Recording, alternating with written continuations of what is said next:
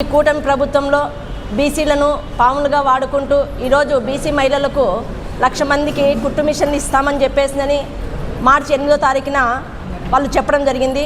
కానీ ఈరోజు 250 కోట్లతో టెండరు తీసుకొని ఈరోజు ఒక్కొక్క మహిళకు 23,000 రూపాయలు ఇవ్వాల్సింది ఒక్కొక్క మిషన్కి వచ్చేసి 4,300 రూపాయలు పడుతుంది.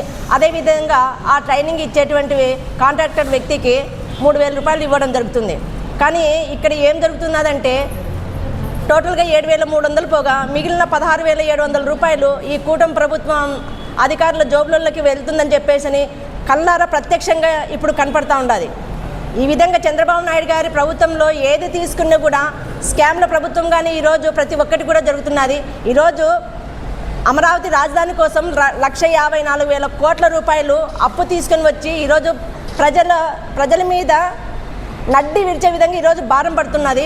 అంతేకాకుండా ఈరోజు మనము హైవేలలో 4 లైన్ తీసుకుంటే 12 కోట్ల రూపాయలు ఖర్చు అవుతుంది, 6 లైన్ తీసుకుంటే 20 కోట్ల రూపాయలు ఖర్చు అవుతుంది. కానీ ఈరోజు అమరావతి 1 కిలోమీటర్ రోడ్డు వేయడానికి 54 కోట్ల రూపాయలు ఈరోజు కాంట్రాక్టర్ ఇస్తున్నారంటే ఇది ఎంత భారంగా ఉంటుందో ప్రజలకు ఒకసారి అర్థం చేసుకోవాలి. ఈ అమౌంట్ అంతా అది ఏ కాంట్రాక్టర్ జోబులలోకి వెళ్తుంది, ఏ అధికారుల జోబులలోకి వెళ్తుంది, లేదంటే మీ జోబులలోకి వెళ్తుంది అని చెప్పేసి అడుగుతున్నాం.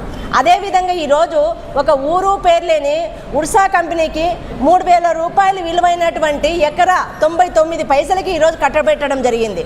అంతేకాకుండా విశాఖ నడిబొడ్డున లూలు మహల్కు 2,000 కోట్ల విలువైనటువంటి భూమిని ఈరోజు అక్కడ ఇవ్వడం జరిగింది. అంతేకాకుండా లూలు వాళ్ళకు 170 కోట్లు రాయితీలు ఇవ్వడం జరిగింది. ఇదంతా ఎవరి సొమ్ము అని చెప్పేసి మీరు ఇస్తున్నారని చెప్పేసి మేము చంద్రబాబు నాయుడు గారిని అడుగుతున్నాం. అంతేకాకుండా ఈరోజు లిక్కర్ స్కామ్ చేస్తున్నారు, ఇసుక స్కామ్ చేస్తున్నారు, మట్టి స్కామ్ చేస్తున్నారు, కంకర స్కామ్ చేస్తున్నారు.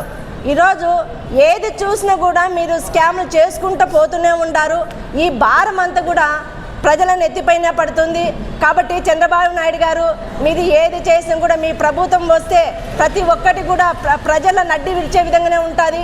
అంతేకాకుండా మొన్నటికి మొన్న మనము ఈరోజు అప్పన్న స్వామి చందోత్సవంలో గోడ వచ్చేసి 70 అడుగుల గోడ 10 అడుగులు ఎత్తు ఉంటే ఆ గోడకు వచ్చేసి 54 కోట్లు వెచ్చించినారు.